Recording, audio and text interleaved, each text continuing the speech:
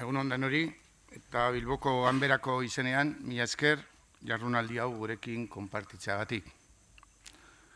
Azken urte hortan, nabarmen hobetu da euskararen berrezkuntze prozesua.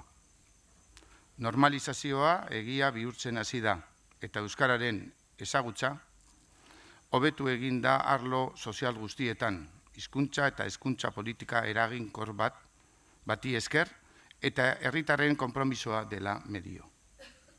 Mundu sozioekonomikoan ere ezagun da aurrerapen enpresentzako euskara planen garaipenei esker.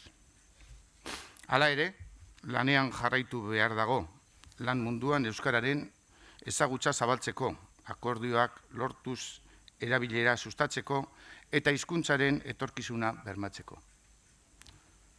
Euskarak, azken garaian, suspertze eta zabaltze prozesu bat bizi du gizartean belaunaldi berriei esker.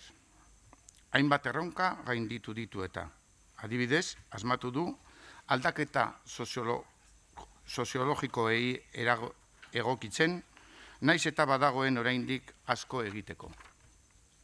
Normalizazioak eta konpromisoak bideak jarraitzen ari dira hizkuntzaren egoera hobetzeko eta euskara arlo guztietan integratzeko ekonomia, enpresa eta lan munduan barne. Horri dagokionez, azpimarratzekoa da hezkuntza eta kultura arloetako administrazio publikoek egin duten aleginak eta ahaztu ezinekoa euskaltzaindiak bere 100 urte ibilbidean egin duen lan bikaina.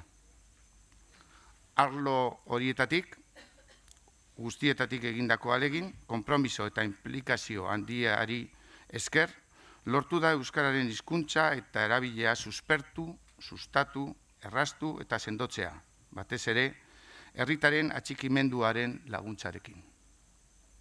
Uste dut, euskara eta beste hizkuntza batzuen erabilera, ukaezineko balio erantzia dela enpresa eta ekonomia munduan.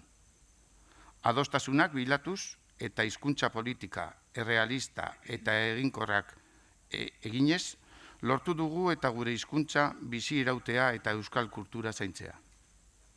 Denon lana baita, ekin dietzagun, gogoz eta ambizioz. Eskerrik asko zuen arretagatik.